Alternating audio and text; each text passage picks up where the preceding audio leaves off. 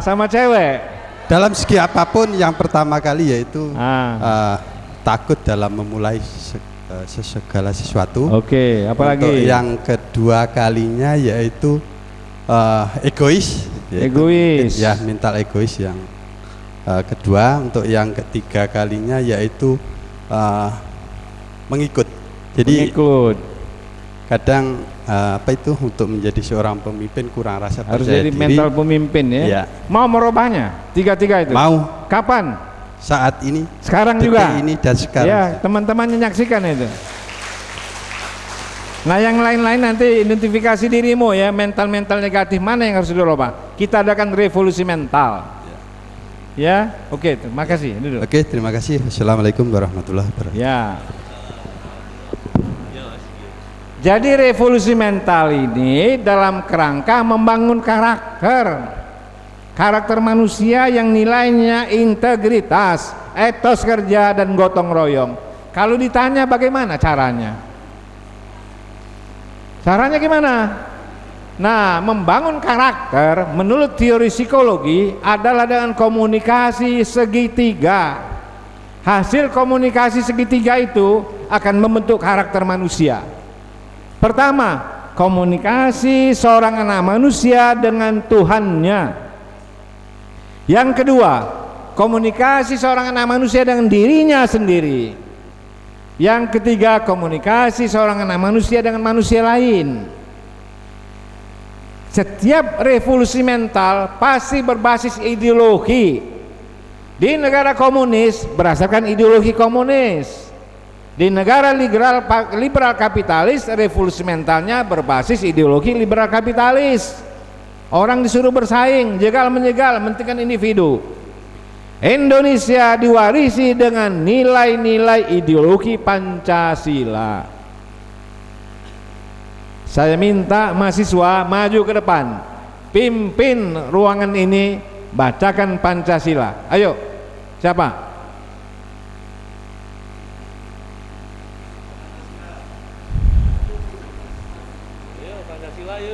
Ayo, siapa yang bisa? Ya, dirijen ini tadi kan, jangan memimpin nyanyi aja.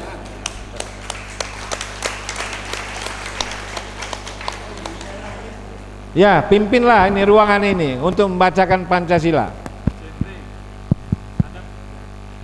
Assalamualaikum warahmatullahi wabarakatuh.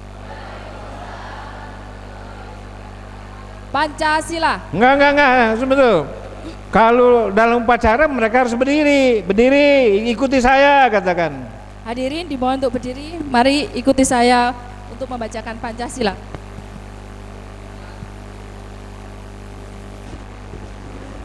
Semuanya sudah siap? Semuanya sudah siap? Pancasila. Pancasila. Satu. Ketuhanan yang Maha Esa. Dua. Kemanusiaan yang adil dan beradab. Tiga. Persatuan Indonesia. Empat. Kerakyatan yang dipimpin oleh hikmat kebijaksanaan dalam permusyawaratan perwakilan. Lima. Keadilan sosial bagi seluruh rakyat Indonesia. Terima kasih. Assalamualaikum warahmatullahi wabarakatuh. 100 nilainya. Hadirin dimohon duduk kembali. Nah, jadi dengan revolusi mental ini saya minta Pancasila itu diimplementasikan. Jangan hanya dibacakan di upacara. Ya, untuk membentuk karakter bangsa ini. Sila pertama, ketuhanan yang Maha Esa. Lakukanlah komunikasi transendental spiritual antara dirimu masing-masing dengan Tuhanmu masing-masing menurut tuntunan agama dan kepercayaan masing-masing. Jangan diadu domba berdasarkan perbedaan agama, dan jangan kita merasa orang ini harus masuk agama saya sehingga terjadi keributan. Jangan. Lakukanlah komunikasi itu. Kalau ini lakukan terus komunikasi transendental spiritual, menjadikan kita manusia yang berintegritas, yaitu yang jujur, dapat dipercaya, disiplin, bertanggung jawab, konsisten, tidak munafik. Sila kedua, kemanusiaan dan adil dan beradab. Lakukanlah komunikasi intrapersonal ke dalam diri pribadi masing-masing. Tafakkur sesat, merenung sesat, tanyakan diri ini, siapa saya ini? Berasal dari mana saya ini? Mengapa saya lahir dan hidup di bumi ini, di bumi Nusantara ini? Dan kemana saya akan pergi begitu detak jantung saya berhenti? Kalau kita menjawab saya hanya lahir dari ayah dan ibu yang menikah, cukup itu saja, maka tidak ketemu siapa dirimu. Tapi kalau kamu jawab, diri saya diciptakan oleh Yang Maha Kuasa melalui pernikahan ayah dan ibu untuk membawa satu amanah, turut memakmurkan bumi ini, mengatur kehidupan di bumi Nusantara ini sampai detak jantung berhenti, maka menjadikan kita manusia yang beretos kerja, yang mau kerja keras secara fisik, kerja keras cerdas secara mental, kerja ikhlas secara spiritual, dan kerja tuntas, kerja karena punya daya saing, produktif, inovatif, kreatif. Sila ketiga, persatuan Indonesia. Lakukanlah komunikasi interpersonal, antar pribadi, antara dirimu dengan manusia lain dan lingkungannya. Siapa manusia lain yang dekat dan jauh? Yang dekat siapa? Dengan ayah dan ibu. Kalau sudah punya anak-anak, dengan anak-anak, dengan saudara kandung, saudara sekampung, saudara seprovinsi, setanah air, sebangsa, dari Aceh sampai Papua, dari Sabang sampai Merauke. Menjadikan kita manusia yang bersemangat gotong royong, mau kerjasama, kerja saling bantu-membantu, tolong menolong demi kemaslahatan bersama dengan kebajikan publik bersama. Maka Bapak Ibu saudara-saudara sekalian, revolusi mental berbasis nilai Pancasila ini menjadikan kita manusia yang merdeka dan demokratis, bebas dari sifat-sifat feodalistis tadi.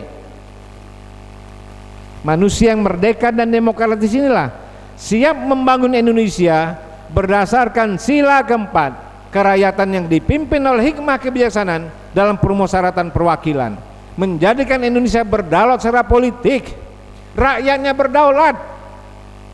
Kalau sekarang kita lihat pemilihan umum, pilkada, pileg, semuanya menghamburkan uang, berarti belum menjadikan rakyat berdaulat. Nanti generasi muda ini saya harapkan merubah itu. Kemudian manusia yang merdeka dan demokratis inilah siap membangun ekonomi kerakyatan berdasarkan sila kelima, keadilan sosial bagi seluruh rakyat Indonesia.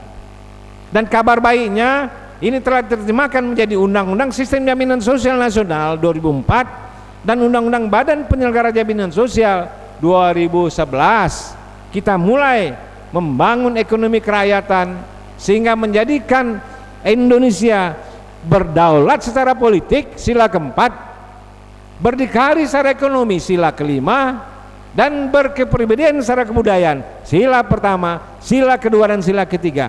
Itulah yang disebut Trisakti Bung Karno. Kita mulai sekarang, ayo kita ciptakan Trisakti Bung Karno tersebut yang selama ini dilupakan, sehingga Indonesia ini tertinggal. Tertinggalnya buktinya apa? Kita masih terlibat dalam MDGs, Millennium Development Goals, untuk memberantas kemiskinan. Gagal lagi 2015, dilanjutkan dengan Sustainable Development Goals, pembangunan berkelanjutan. Jadi anak-anakku sekalian, terutama sekali generasi muda ini, jangan alergi dengan kata-kata revolusi mental. Perubahan pola pikir, pola sikap, pola tindak sekarang juga. Jangan alergi dengan Pancasila. Pancasila bukan untuk dimain-mainkan. Itu warisan dari para pahlawan bangsa. Ada 4 yang diwariskan: Pancasila, Undang-Undang Dasar 1945, Negara Kesatuan Republik Indonesia, dan Bhinneka Tunggal Ika.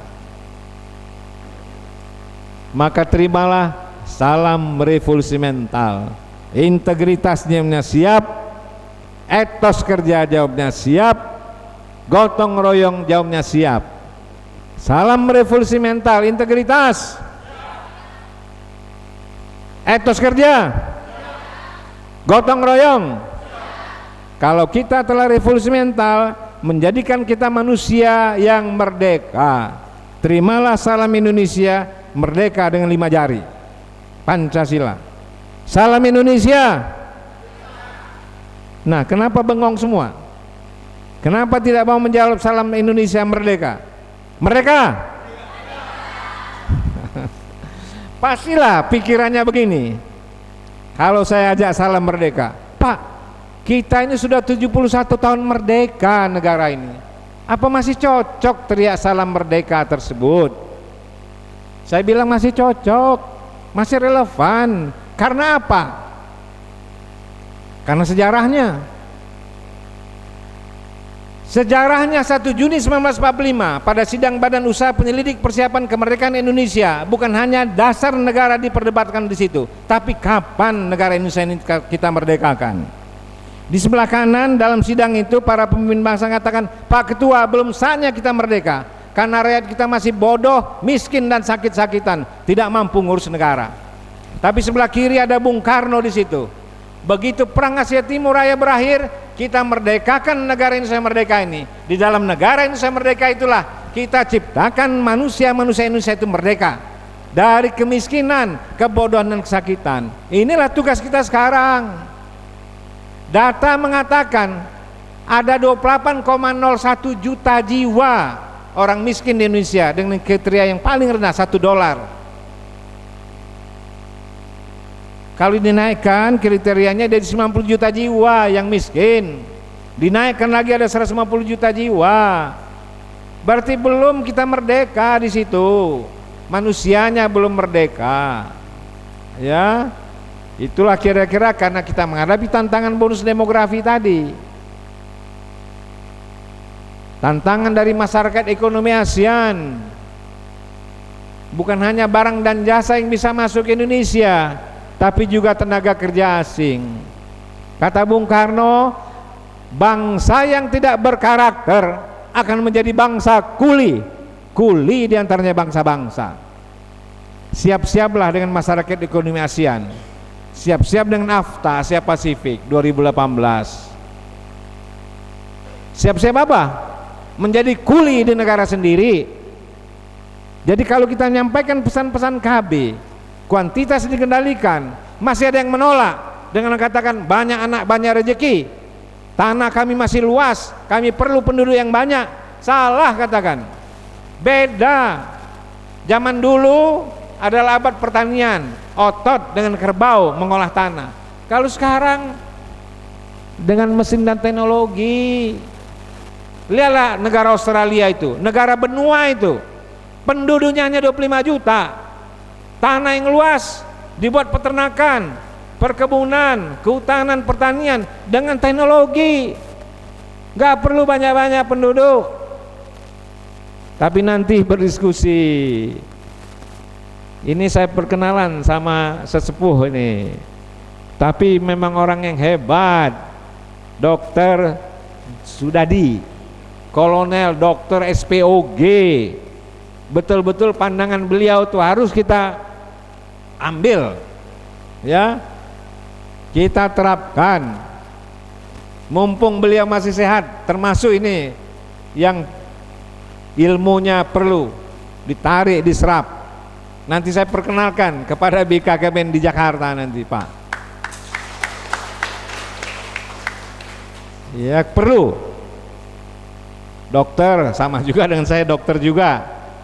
Tapi apakah dokter tidak boleh ngomong tentang pembangunan manusia? Justru harus boleh.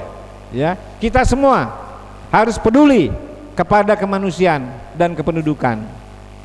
Maka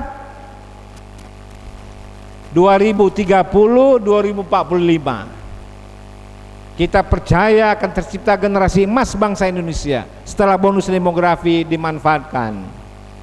Kualitas manusia Indonesianya punya kompetensi, punya karakter. Itulah kita mudah-mudahan. Maka Anda sekalian adalah calon pemimpin bangsa. Dimanapun datangnya Anda, dari manapun, NKRI ini harus dipertahankan. Jadilah generasi emas, ya, pendidikan yang tinggi. Apalagi generasi emas bangsa Indonesia, pola hidup sehari-hari yang sehat, pekerjaan kompetitif, menikah berencana, jangan menikah karena bencana, ya, jangan terpaksa, aktif dalam kehidupan masyarakat. Itu yang kita harapkan. Kenapa? Karena sekarang memang krisis identitas generasi muda Indonesia terutama. Tapi saya tidak mau menyalahkan generasi muda, kita seluruhnya yang sebenarnya abai, ya. Maka ini juga yang penuh, karena mahasiswa ini perlu revolusi mental karena krisis karakter dan jati diri. Terus jadi membela negara, revolusi mental itu bentuk karakter. Maka Presiden Jokowi meresmikan program Kampung KB, namanya Kampung KB, tapi program KKBPK kesehatan dilaksanakan di situ. Itulah ada miniatur dari pembangunan berwawasan kependudukan. Inilah kutipan dari kata-kata Bung Karno yang mengutip surat Ar-Ra'd dari Al-Quran.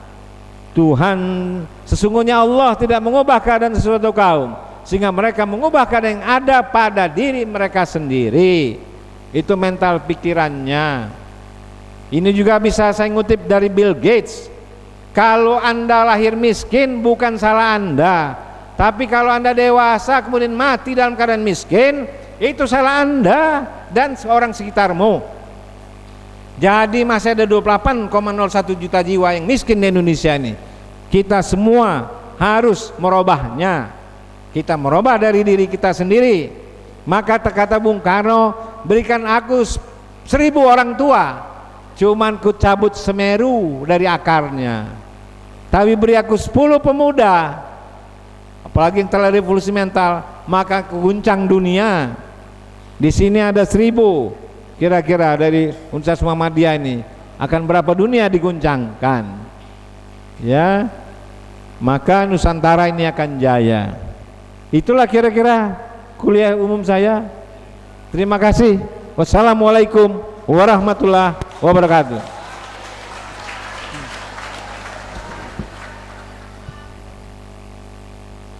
Terima kasih disampaikan pada Bapak Dr. Surya Chandra Surapati, MPH PhD. Kurang keras Pak ya? Ya, ini. Baik, disampaikan terima kasih pada beliau yang terhormat Bapak Dr. Surya Chandra Surapati, MPH PhD. Beliau sangat luar biasa sekali, semangatnya luar biasa.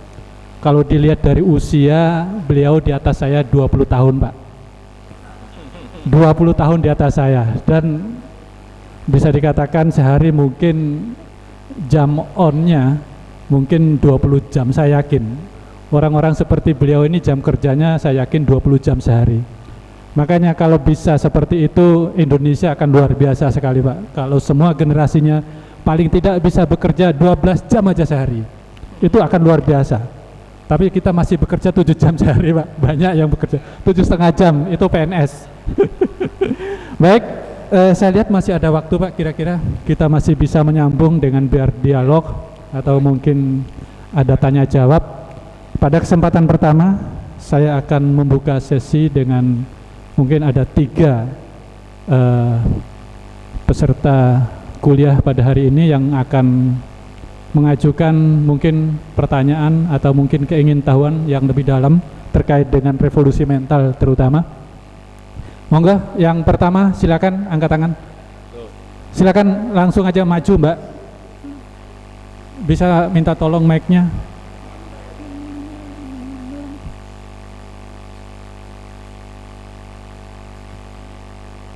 tolong sebutkan nama.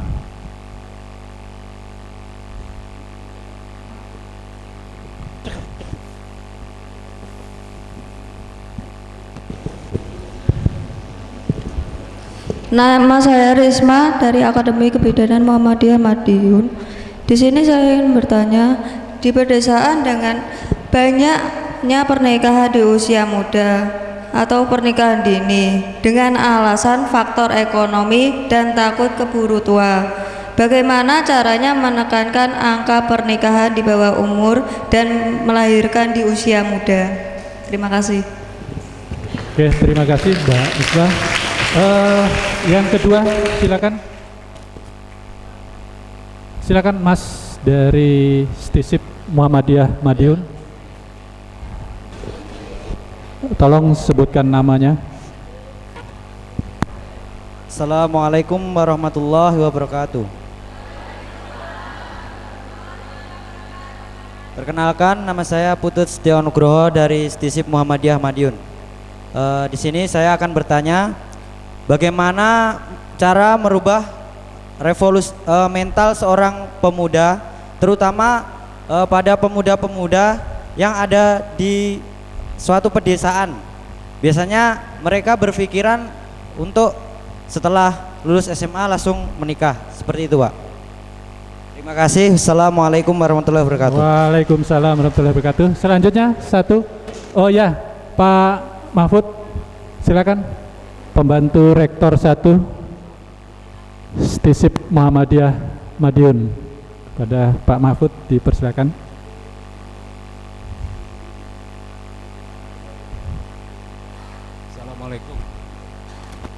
Assalamualaikum warahmatullahi wabarakatuh. Saya Mahfud, Pak, dari Stisip Muhammadiyah Madiun. Ini hanya sekedar pencermatan secara akademis terkait dengan institusi BKKBN dari perjalanan sejak Orde Baru sampai sekarang. Seperti yang tadi Bapak jelaskan, kita pernah mengalami era emas BKKBN, terutama di era Orde Baru, yang kami bisa menganalisis dari aspek struktur organisasinya yang mandiri waktu itu. Ketika Pak Haryono Siono memegang jabatan Kepala BKKBN waktu itu, sehingga beliau secara organisasi mampu berkreasi untuk menggalakkan program KB ini luar biasa. Dan yang seperti Bapak jelaskan tadi, kita sekarang sedang menikmati hasil bonus kependudukan dari hasil karya beliau. Nah, informasi terkini yang kami terima, sebetulnya ini bukan sebuah prejudis atau sebuah prediksi atau kekhawatiran, enggak. Tetapi kami percaya sebetulnya bahwa pemerintah sudah cukup bijak untuk mengatur tata organisasinya, termasuk keberadaan BKKBN yang insya Allah rencana di merger dengan Departemen Kesehatan, kurang lebih demikian. Nah, sedikit dalam pengamatan kami, analisis secara akademik, sedikit kami menyayangkan, Pak, kalau BKKBN itu tidak bisa mandiri seperti ketika menjadi badan koordinasi keluarga berencana yang sekarang menjadi badan kependudukan, karena ini mempengaruhi tata organisasi secara keseluruhan. Istilah ini pun akan memberi makna yang berbeda ketika badan koordinasi menjadi badan kependudukan, sehingga akan lebih mudah mengolah secara birokrasi di merger dengan Departemen Kesehatan. Intinya kami melihat bahwa dalam konsep kesehatan paradigmanya jauh berbeda dengan konsep keluarga berencana. Bahasa yang lain yang mudah diterima, Kalau di konteks kesehatan ini kan berbicara tentang orang sakit. Orang sakit itu otomatis akan mencari tempat penyembuhan yang bernama puskesmas, rumah sakit dan sebagainya. Ini akan berbeda jika kita berbicara dengan akseptor. Akseptor ini memerlukan sebuah sosialisasi, penyuluhan, motivasi, bahkan ketika setelah pelayanan pun bisa diberi sangu. Ini sulitnya minta ampun Pak, mencari akseptor. Jadi mungkin paradigma antara keluarga berencana dan kesehatan jauh berbeda. Yang ini nanti ya saya tidak akan memprediksi apapun kecuali ini hanya semata-mata analisis akademis. Mungkin analogi yang agak mudah, mungkin ini filosofinya seperti kopi dan susu. Kalau kopi itu